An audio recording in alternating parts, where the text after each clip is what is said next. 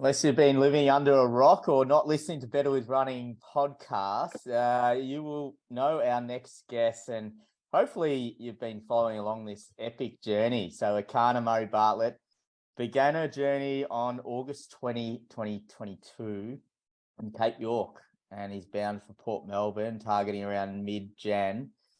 So when she gets to Port Melbourne, she will have completed 155 marathons in a row.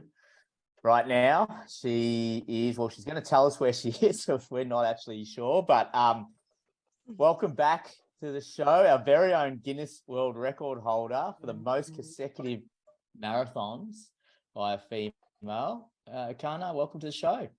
Hello again. Thanks for having me back. Exciting I'm still to have running. you back. You are. We weren't sure the first time round, were we?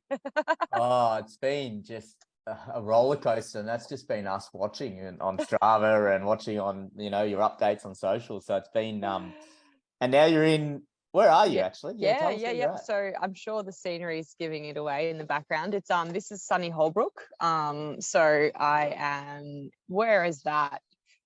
Maybe an hour's north of Albury, or just under 45 minutes north of Albury Wodonga. So the plan is technically to run kind of towards Holbrook tomorrow, and then south of Holbrook into Albury the day after. It's getting different terrain here. It's long, dry, hot roads. Not a lot of greenery, just a lot of sunburnt grass, that's for sure. Nice. And just you can hear in the background some birds. You're sitting out on a camping chair. There's a storm rolling through, I think. So if I do get blown away, you'll probably hear it. I need this cool change though. I've been waiting for it. We've been camping quite bush lately, mostly because that's where the good running is, really. That's as simple as it is. And where the beautiful places are. So 131 days now, mate. And you've obliterated the world records. I think that was at 107, and you're pushing for 155. Has there been any inkling along the way you thought, oh, why not? I might round up to 160? No, there's been none. I'm thinking 200. of pulling a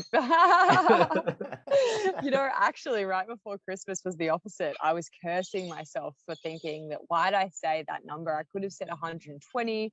I would have been finished before Christmas. No one would have thought it, everyone would have thought it would have been an amazing achievement. But because I've told everyone it's 150 plus, you can't stop at 120. No one will think you did a good job. They'll all see it as a failure. So I ran through Christmas Day, and I'll run through New Year's and keep on going.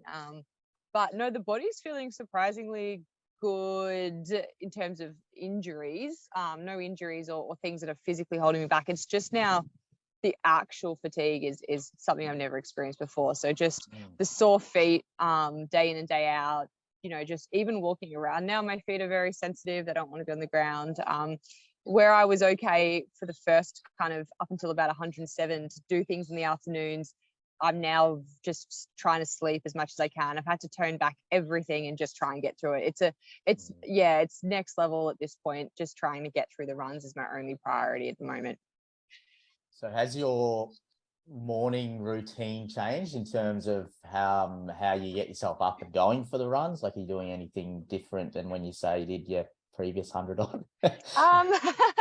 Not really. No, it's all very much the same. I do adjust it if it's so. It got cooler for a while, specifically through Sydney and New South Wales. It was cool enough that I didn't have to leave at dawn. I could get up, and that sleep really did wonders for me. I mean, shout out to everyone on the Gold Coast. They have an incredible running community, but they start their runs at 5 a.m. I mean, not a fan.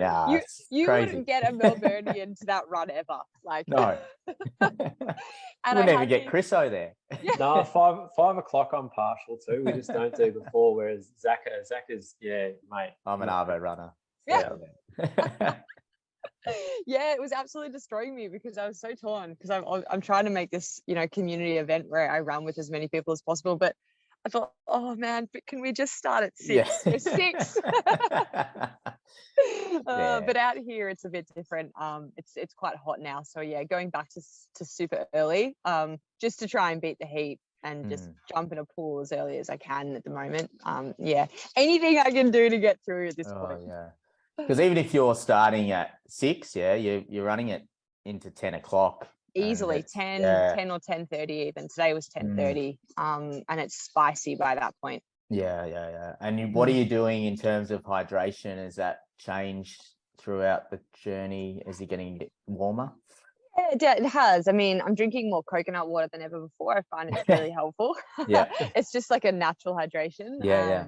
And I find as well, when I just conveniently, if I take cans, I can crush them down and they're light to carry out. So I don't know, I've just found that easier than bottles. But yeah, I've been lucky with, I've been running through places, you know, I've just come through both Sydney and Canberra. There's a lot of, I guess, like bubblers and water fountains. So I haven't had to carry as much with me. But now that I'm back out in the bush, yeah, the first half of my run is heavier than the second half of my run, that's for sure. But heaps, like I'll take with me 1.5 to 2 liters of water, and I'll need to refill that at 30 kilometers. Yeah.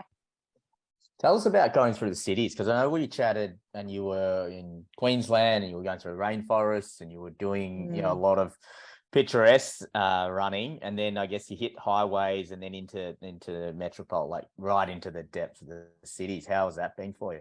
That has been different to what I expected. I expected cities to be a chance almost to refuel and to get a massage and to do all those things that I thought would be beneficial for my recovery. And they were the exact opposite. They were busy. They were full of, you know, people wanting to get around it. And I'm super grateful for that. It was almost better in a, you know, in a better sense. You know, Canberra on Boxing Day, I put a shout out and had a big group of people that came for pretty much the entire marathon with me. So they take a lot of, they're very fun, they're very high energy. Yeah, lots of things happen. So yeah, I mean, what am I now, 131 days, and I've had three massages, which was not to be expected. I planned one a week. Yeah. Got a massage gun? I do, yeah, I do. Sometimes I use it. It's not the same though, is it, as a proper remedial? Doesn't. So and also yeah, I was stretching when I saw you last, right up north, when we spoke last, almost every day. And then I dove into sort of the rainforest, and you couldn't stretch anymore because you'd lay out your mat and you'd hit zzz, and then you'd get bitten on the leg by a mozzie, and then you'd hit zzz, and then there'd be midges, and then there'd be, you know, literally every insect under the sun. I got, you know, so I'd be all swollen and scratched. So I had to give even stretching up for a little while. So I've been just hanging on. So you got a question? Yeah, so like Christmas Day's obviously just rolled around. Was that sort of one of those days where you just thought, oh, no, like I'd just rather have a sleep, open some presents and just celebrate a little bit? Or did it just sort of come and go and just feel like any other day for you?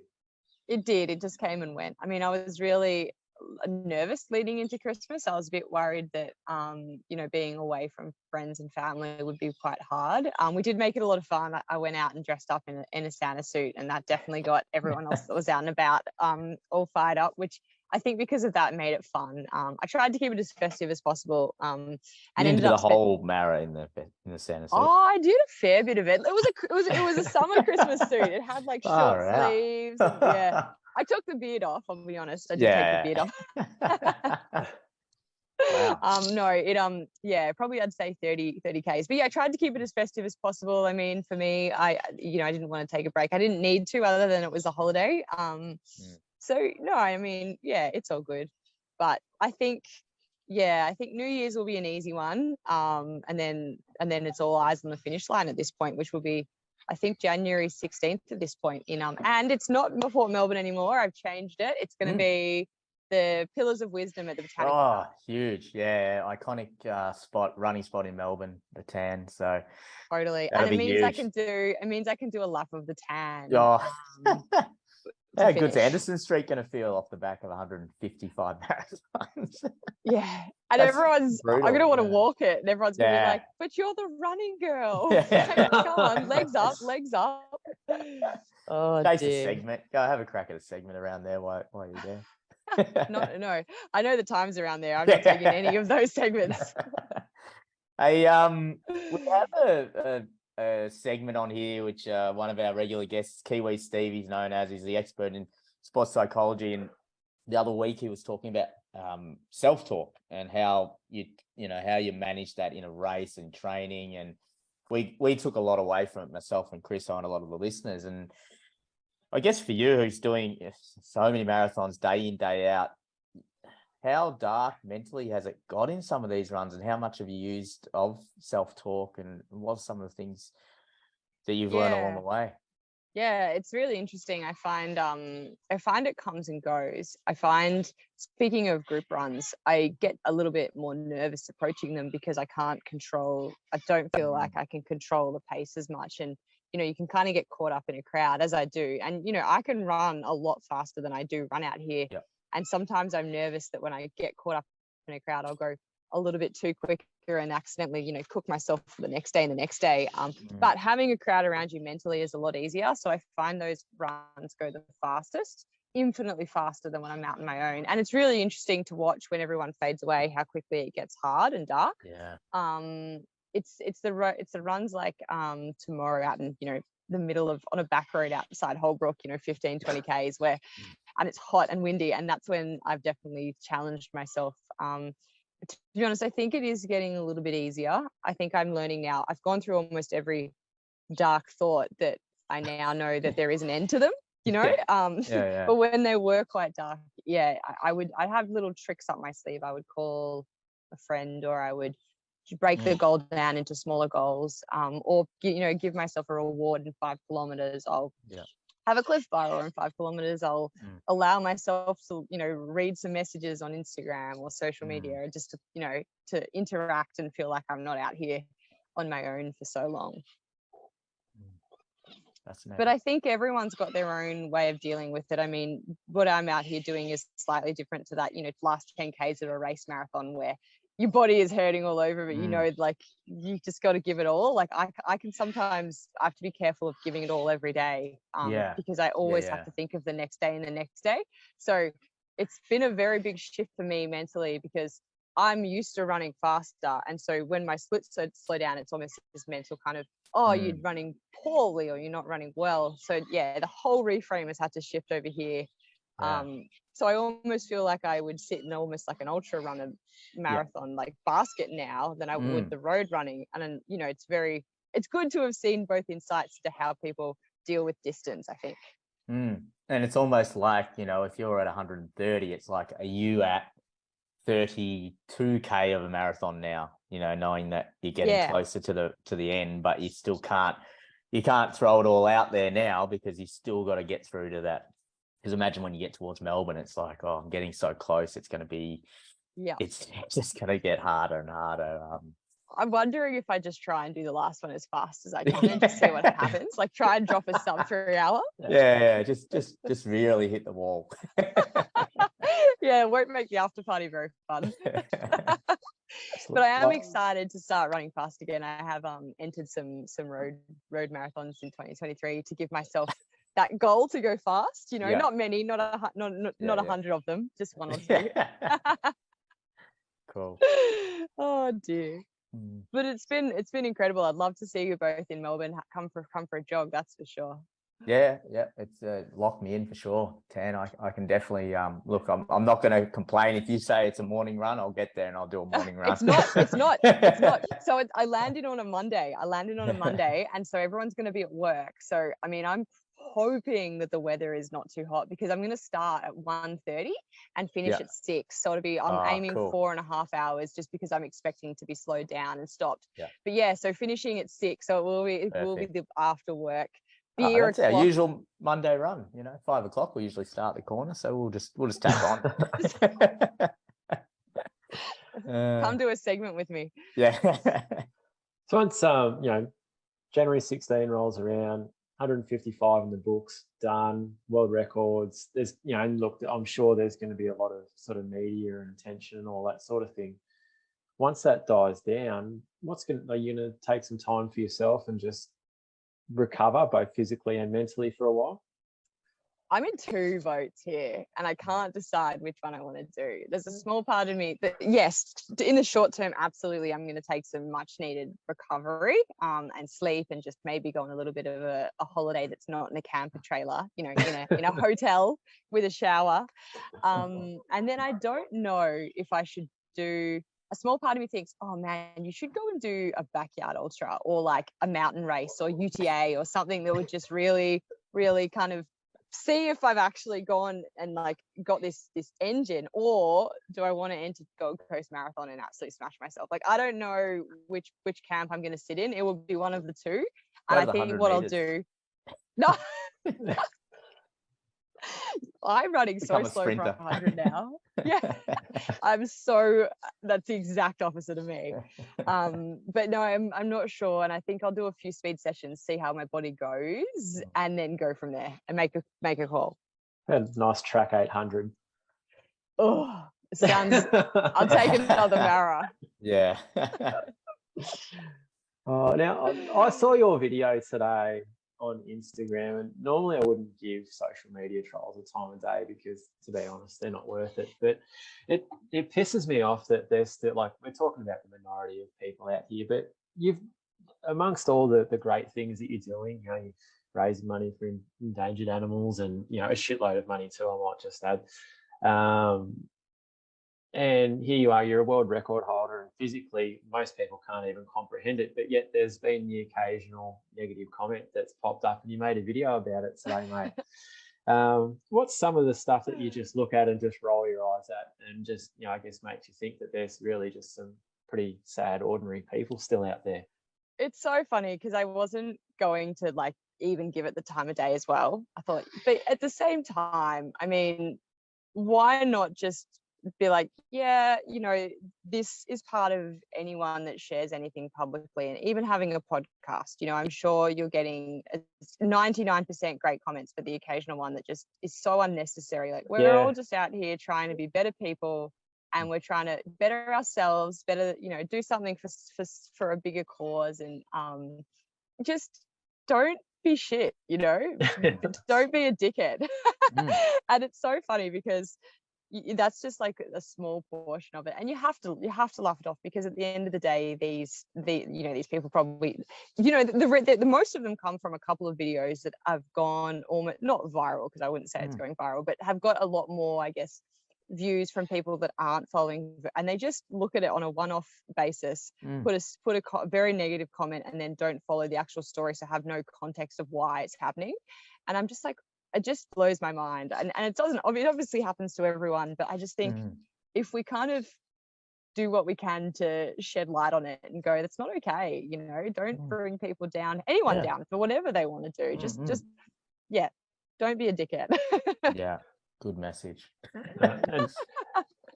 I mean, someone's sitting in a basement, you know, just look at an anonymous name plugging away, and it's like, or come and run with me, like do them with me, and then if you're like, yeah, this is easy, then that's okay. It's up to your opinion. You can tell the world this is easy, but until you're out here next to me in the heat, it's crazy. It's just interesting.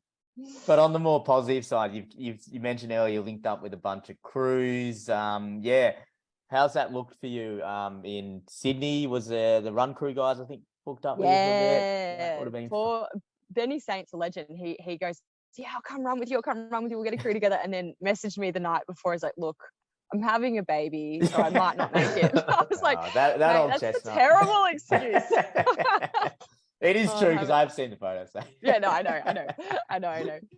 So shout out, congrats to Benny Saint. But the crew in Sydney were probably, I would say, the toughest, in the sense that day was absolutely raining cats and dogs. It was pouring with rain for the whole time, and I still had people come out and show love and support. So yeah, on a positive note, it has been unbelievable. The days that I run solo are so rare these days. I'm often, you know, I've met people from all walks of life come out and join me for as long as I can. People are actually starting to run the full marathon with me too, which is unbelievable, really. So it's been overwhelming. I'm very humbled by it, to be honest. Nice. We've got a couple of listener questions that came through our Instagram we're going to hit you up with. One here is an interesting handle, mango smoothie _ 2224. Who knows? That could be a made up anyone. Someone in a basement, maybe, I don't know. But it is a largely positive one. Basically, how have you been able to sustain the cost of this? Have you had general support, or have you had to dig into your own account? I can imagine budgeting is a nightmare. And then she's says who pays the fuel, the upkeep of the truck, the groceries, the accommodation? It must cost you thousands. Yeah, it's a really great question, because I think this is why I love podcasts, because I love knowing the gritty detail behind stuff like this. And yeah, I mean, it's a few different things. I am like paying for this predominantly on my own. Again, it's just something that I wanted to do, and then obviously all the money I'm raising is going to the charity, to the Wilderness Society. In saying that, I have been given a lot of donated products. So our caravan was donated. Well, sorry, it's a camper trailer, was donated by Truckabout, and that's been our accommodation. I mean, it's saying that you have to pay caravan fees, and but we try and camp in the bush where we can, and live as cheaply as possible. I've been donated a lot of food vouchers by Paddy Palin and Market Organics, which is helping. Fuel is just myself. Yeah, actually most of it is just myself, and then a lot of product has been supplied too. So my expenses are quite low, although the food one's not, because I eat so much. So it like balanced. Yeah. Because you couldn't, I don't know how you can budget for that, even, planning ahead. And then if the, something happens along the way and you have to, keep the up to, I saw you had issues with your truck, or the bike, bike needs to get fixed or something along the way. So we didn't budget. If we did, but we didn't. I did an early budget, and it was scary. So I closed my laptop and just went without actually doing one. So I just kind of do it on the fly. Yeah. To be honest, we do have probably one of the most valuable things is we have a beer sponsor, Young Henry's, and they supply beer. Now I'm not drinking a lot. Valuable because it's not so much I'm drinking it, but it's currency in the bush. So if you have a flat tire and someone helps you, you're like, hey mate, thank you, here's a 6-pack. Yeah. Or if you need to borrow a phone because you're out of reception and they have a satellite phone and you're not organized enough to have one, it's currency. And so it's been so handy having and that. It's pretty, a craft beer out in the country is, that's worth its weight in gold. Particularly when it's cold, it's worth a 6-pack on its own, one can. No, thank you for answering that one. You got another one, Chriso? Yeah, I was going to say, recently, so there was an article that popped up, it would have been about 3 weeks ago, from GQ magazine in the UK. Did you know much about this before it came out, Erchana? No. This makes it even better then, I reckon. So listed, and this is pretty esteemed company. So GQ's Fitness Heroes of 2022. So we're not just talking like, people that you may have heard of. So how does it feel to be held in the same esteemed company as Chris Hemsworth and Serena Williams? You know what? Just hand in hand, really. I just think that kipchoge. And kipchoge. Do you know what? It could have been the best moment of my life. I got sent that article by like as many people as I could, and I didn't know. And I opened it and I read it. And when you just did math continuously, your jaw just drops a little further every time. I had to lift my jaw up and be like, what? And then obviously I sent it to everyone I knew. That'd just be the only link I have in my bio on the Instagram. That's just straight in the pool room, that one. It was so funny. Can't believe they didn't reach out for any quotes. The most amazing thing is they photoshopped my photo next to Kipchoge and Hemsworth as well. I was like, I'm in the photo with them. Surely just send them a few DMs and say, hey, we're all in the same, set up a group chat. So we're all in the same article. Let's have a dinner. Maybe Kipchoge and I best friends. Yeah. Might be able to pop down for a lap of a tan. Well, I have invited them to the 16th, so I've got some free beer, Young Henry's. He's a big Young Henry's. No, I don't know what to say. I've got no comment on that except for I'm stoked. It's been absolutely the highlight of the trip. There is a listening question. It's sort of loosely linked to this from Jimmy12. It says, have you heard from Ned Brockman, and has he given you advice about how to handle things post-event, both physically, mentally, and also with the media? Because obviously we've seen Ned absolutely blow up off the back of his record run, and all the media attention. Have you heard from Ned, or have you had any advice from people in that space? Yeah, so not really. I ran with Ned at Gold Coast before we started, and we were both in that 3-hour pack running. Like, so you know when you're in a pack for someone, you kind of chit chat. Not since, I think, to be honest, I mean, I can't speak for him, but looking just what's going on, he's suffering a few injury issues that are, I think, keeping him a little bit preoccupied. There are a big community of us out here, though. I mean, Will Burnett did a similar run at the same time as Ned. Unfortunately, was a bit, hidden away, but did it really well. I've been very much in contact with him over how he's going, and a few other runners as well. And to be honest, everyone I speak to that has done something similar is already planning the next thing. They seem hooked. It seems to be one of those things. I think I'm a little bit different. I think I'm going to take a break after this. But yeah, fingers crossed I don't end up quite as injured as Ned, and I can keep going on my own running journey after this. If not, it's going to be a little bit different. So yes, I hope for a speedy recovery for him, because what an absolute powerhouse human. And what about the media side of things and the attention you're going to get off the back of this? Has that come across your mind, when you're running out on the road, or you thought, oh, geez, this is going to, I'm going to potentially be dealing with a lot of, a lot of pressure and a lot of people wanting a piece of me towards the back end and when you finish? This is what Kipchoge and I talk about often.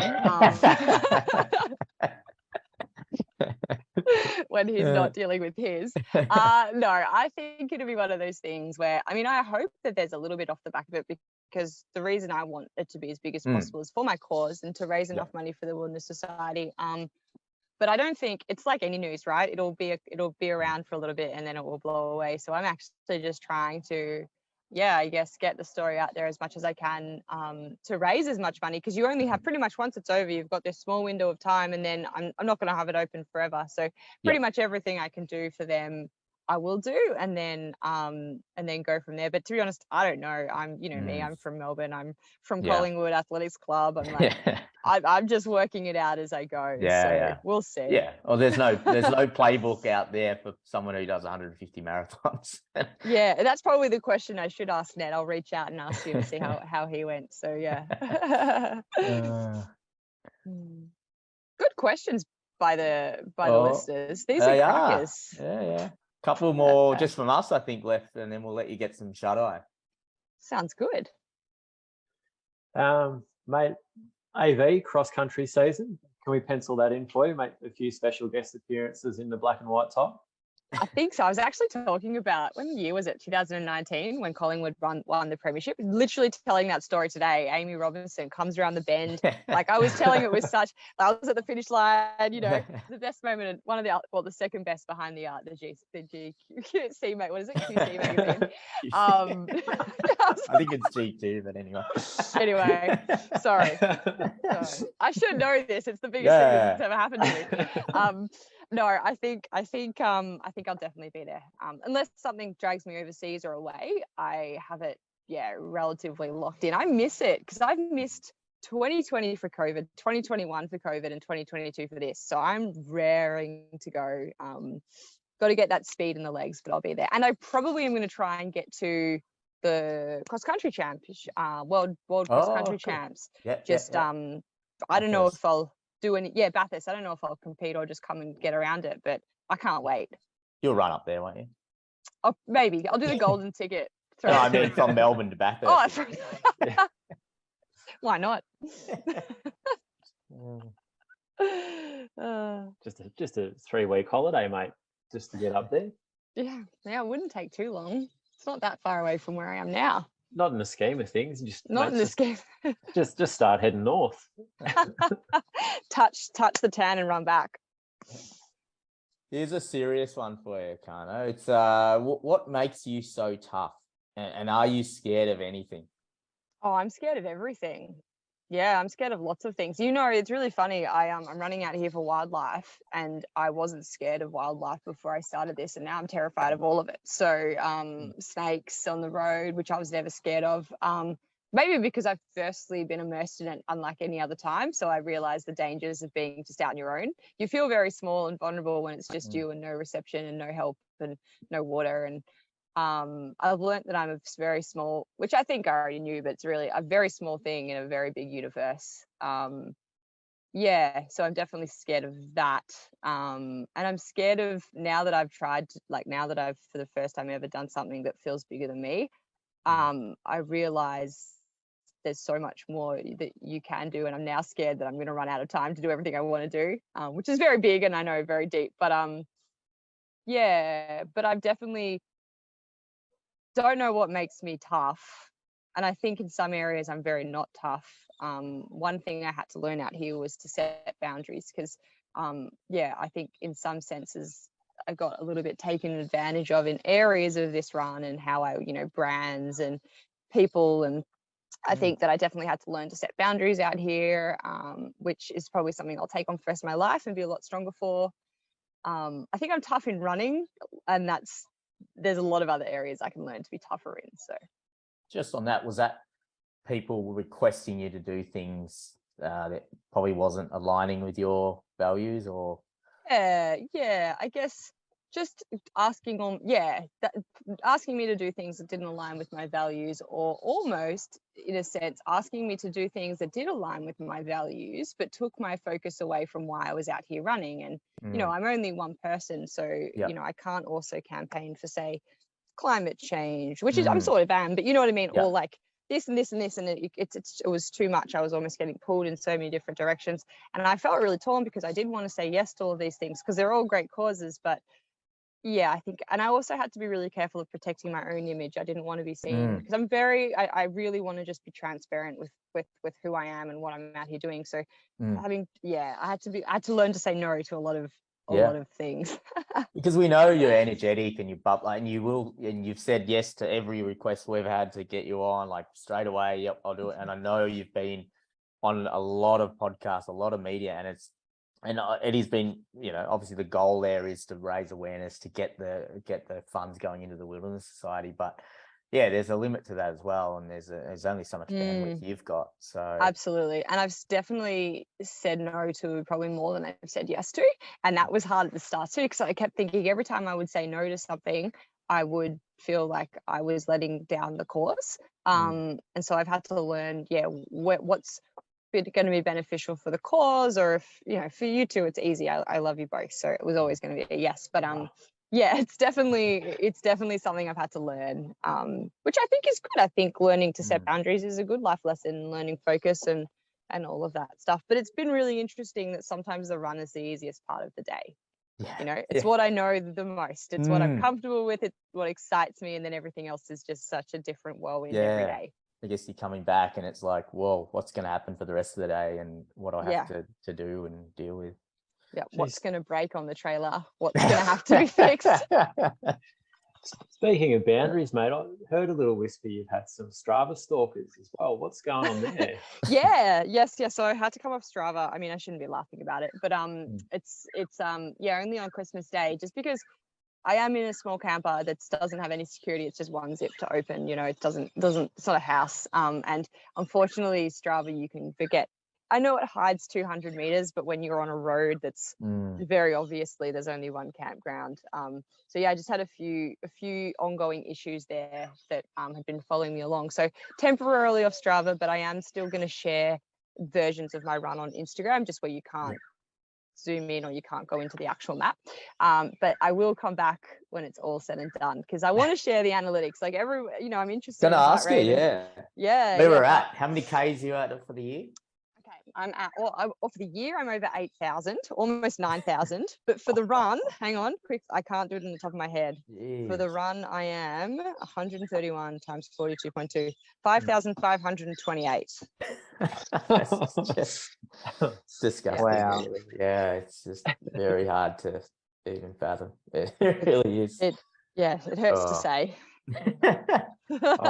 I know so many people that would just pay for the Strava subscription to get their year in review just for your last 100 days. Yeah, can I have it? The coolest thing about December was I've done 12K of climbing already. And that's more elevation than I'd done from Cape York to Sydney. So the rest of Australia was relatively flat. And I'm heading to Bright after this. I've still got Buffalo, Buffalo. What's the one next to Hotham? Hotham, So I've got some bigger ones to come, that's for sure. Oh, yeah. Get the elevation going. Get the legs strong. Yeah. Anderson Street will be easy by the time you get to there. Yeah. I'm generally going to look up the segment now. I want to see what it is. Last Lyndon one. Hall, I'm coming for you. Yeah, Lyndon, big listener. She'll be shaking in her boots. Shaking. Last one before you go off and do some segment scoping.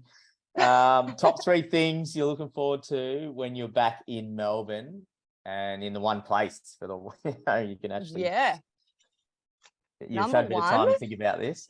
Yeah, I have. Yeah, because I'm craving all of them.